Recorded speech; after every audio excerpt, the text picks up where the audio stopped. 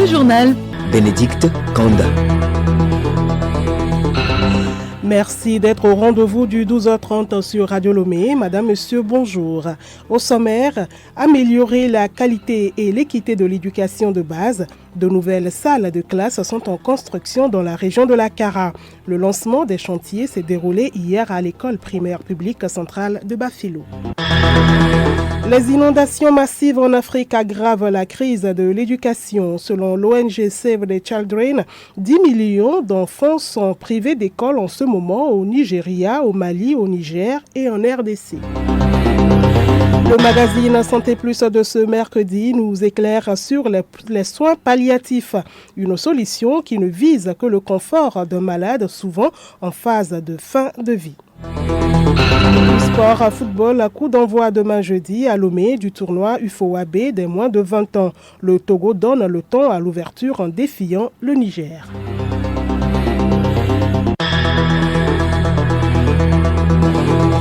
radiolomé.tg. Bienvenue à tous. D'abord à la présidence, la ministre secrétaire générale de la présidence de la République, gouverneur du Togo auprès de la Banque mondiale, a reçu lundi dernier l'administrateur du groupe Afrique de la Banque mondiale au Togo, Abdou Salam Bello, en fin de mission.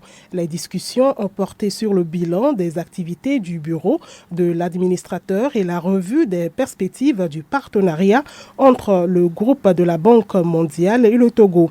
Abdou Salam Bello s'est réjoui de cet entretien dont l'objectif est d'améliorer et de renforcer la coopération pour mobiliser plus de ressources pour la mise en œuvre des opérations au Togo. À la primature également, la chef du gouvernement, Victoire Tomega Dogbe, a échangé hier avec le nouvel ambassadeur d'Égypte accrédité au Togo, Ahmed Mohamed Ed Mustafa Ahmed. Ils ont parlé des relations bilatérales entre l'Égypte et le Togo. Ahmed Mohamed Ed Mustafa Ahmed à sa sortie d'audience.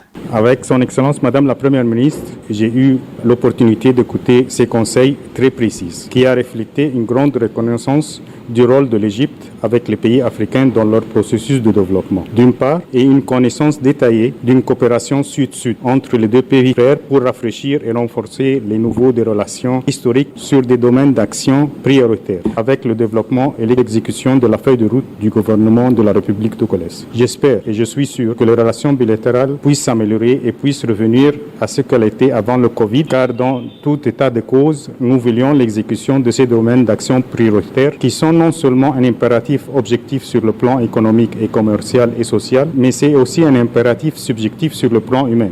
De nouvelles salles de classe dans la région de la Kara. La direction régionale de l'éducation a procédé hier mardi au lancement officiel des travaux de construction des bâtiments scolaires à l'école primaire publique centrale de Bafilo. Il s'agit de la phase 2 du projet d'amélioration de la qualité de l'équité de l'éducation de base. Le point avec Ingrid Koussalima de Radio Kara. Le projet d'amélioration de la qualité et de l'équité de l'éducation de base PAKEB vise à améliorer l'accès, la rétention, la qualité et l'équité au niveau de l'éducation de base. Il soutient aussi la mise en œuvre du plan sectoriel de l'éducation 2020-2030 du gouvernement par la construction des infrastructures scolaires dans les 7 directions régionales de l'éducation du Togo dans le cadre de sa phase 2. Kiron Patibiou, directeur régional de l'éducation Kara, nous donne plus d'explications sur le projet. Ce lancement fait que les travaux de construction prévus au niveau régional démarrent ce jour. Pour la région de la Kara, il est prévu 17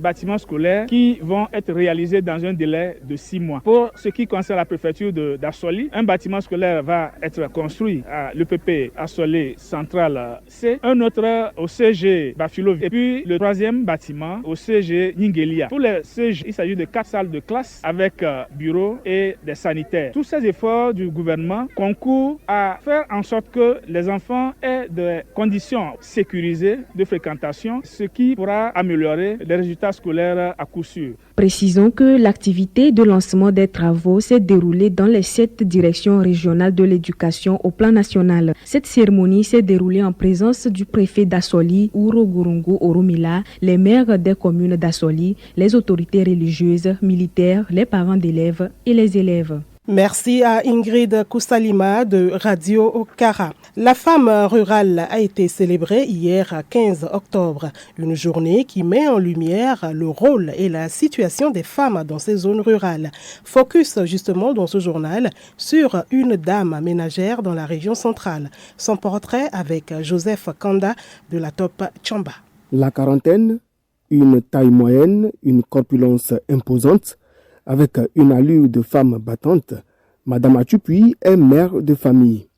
Elle s'est installée depuis une dizaine d'années à Chamba, dans le quartier Médina. Comme la plupart des femmes vivant en milieu rural, elle exerce plusieurs activités afin de subvenir aux besoins de la famille. Je suis Madame Atupui. Je suis à Chamba, je suis ménagère, je travaille à l'usine Cajou Espoir, la transformation de la cajou.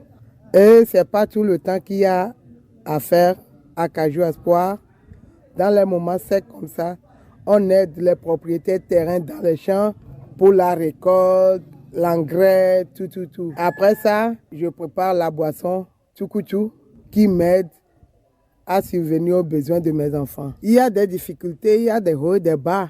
Mais en se tournant de gauche à droite, on arrive à joindre les bouts, à subvenir aux besoins de mes enfants à l'école. Madame Atupui est consciente du fait que les réalités de la vie exigent de la femme rurale une combativité à toute épreuve.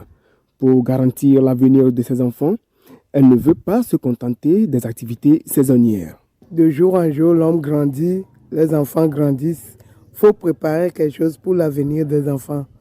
C'est pourquoi à Chamba ici, on a certaines microfinances, des 3 clés, dans lesquels on économise un peu. C'est avec ça, j'ai l'idée que dans l'avenir, je peux créer une boutique, un bar, pour que quand mes enfants seront grands, ils verront que leur maman les a laissé quelque chose. Et dans le monde d'aujourd'hui, ce n'est pas tous les papas qui arrivent à s'occuper de leurs enfants comme cela se doit. De Chamba, Joseph Kanda à Top pour Radio Lomé.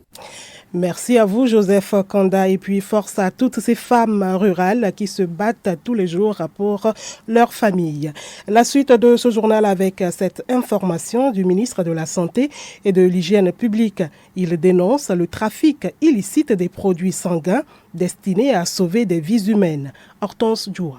Il m'a été donné de constater que les produits sanguins destinés à sauver des vies humaines font l'objet de trafics illicites et de spéculation par certaines structures sanitaires et des agents véreux. Je rappelle que la distribution des stocks de produits sanguins se fait par le Centre national de transfusion sanguine CNTS en direction des banques de sang des formations sanitaires qui, à leur tour, procèdent à la distribution nominative aux malades hospitalisés dans ces formations sanitaires. Lorsque les produits sanguins quittent le CNTS pour arriver dans les banques de sang des formations sanitaires, ils cessent d'être la propriété du CNTS pour être ceux des formations sanitaires. Pour éviter toute spéculation, l'arrêté interministériel numéro 0045/2009/MS/MEF du 10 mars 2009 fixe les prix de cession des produits sanguins comme suit. Le concentré de globules rouges poche adulte 250 ml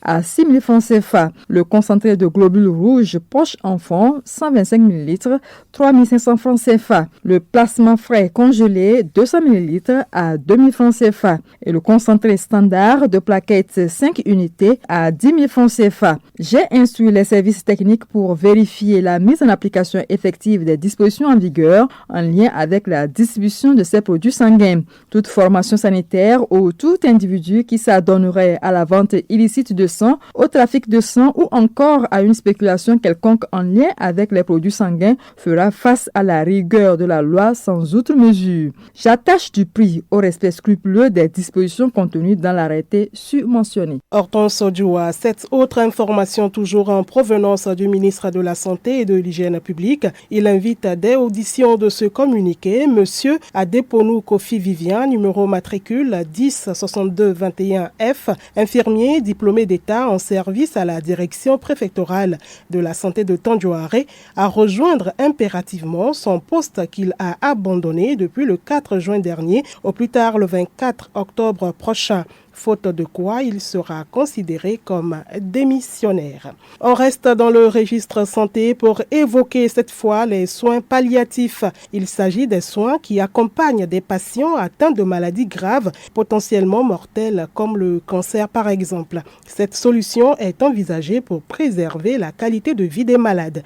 Comment ces soins palliatifs maintiennent-ils le patient en vie?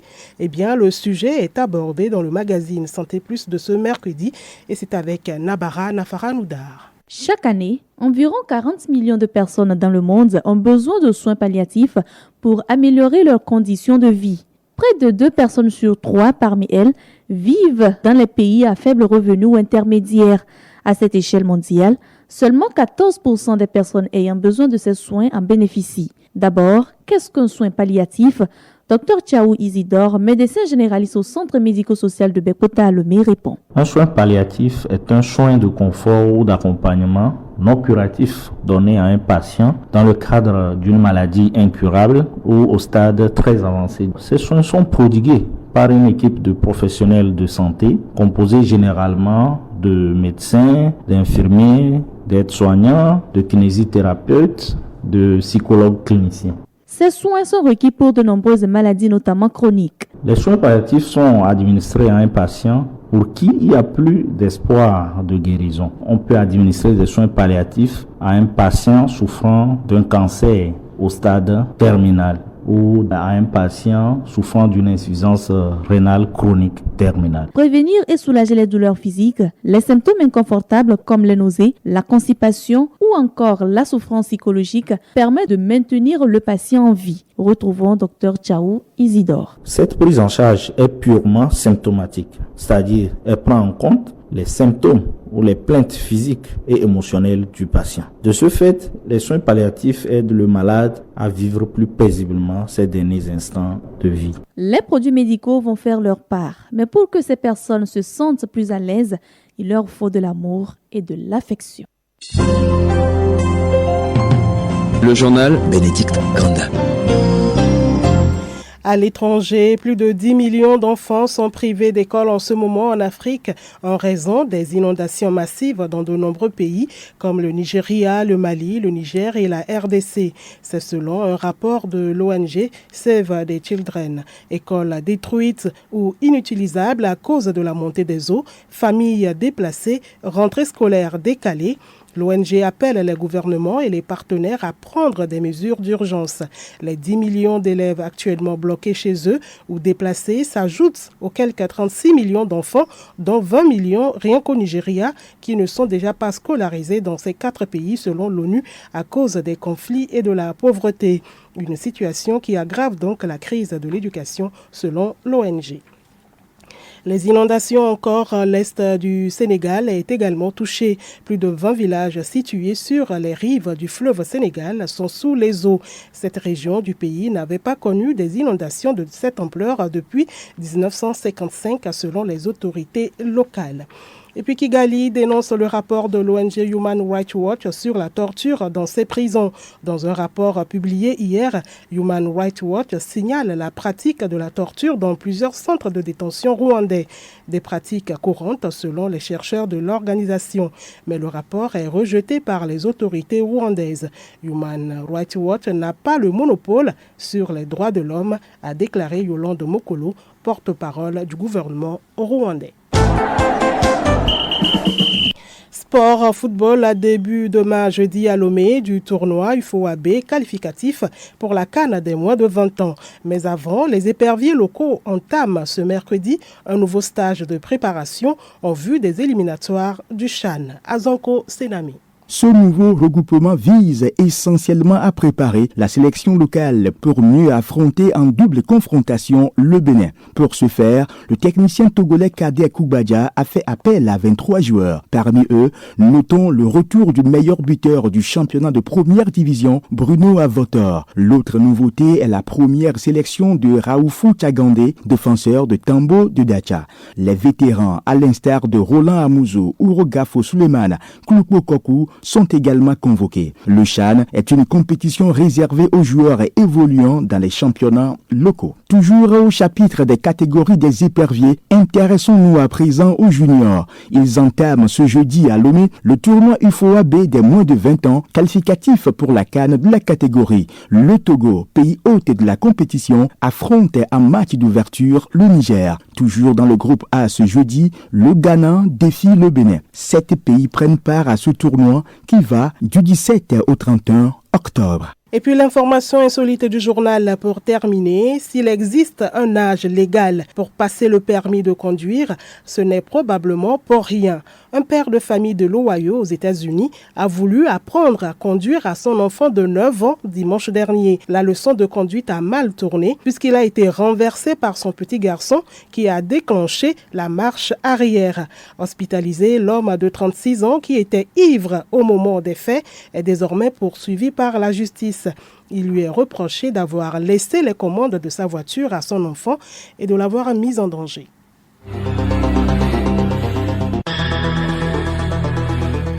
Madame, Monsieur, voilà, ce journal se referme ainsi. Merci de l'aimable écoute. Je vous rappelle les titres.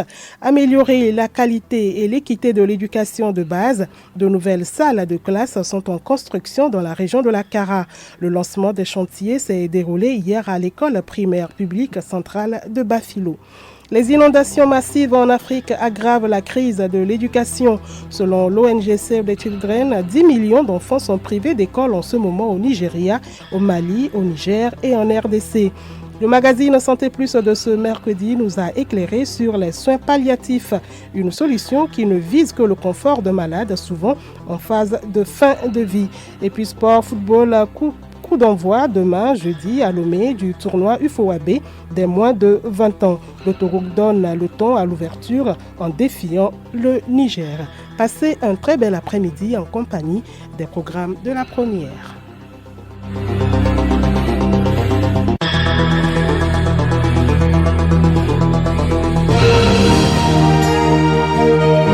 Radio Lomé, boîte postale 434, email radiolomé@radiolomé.tg.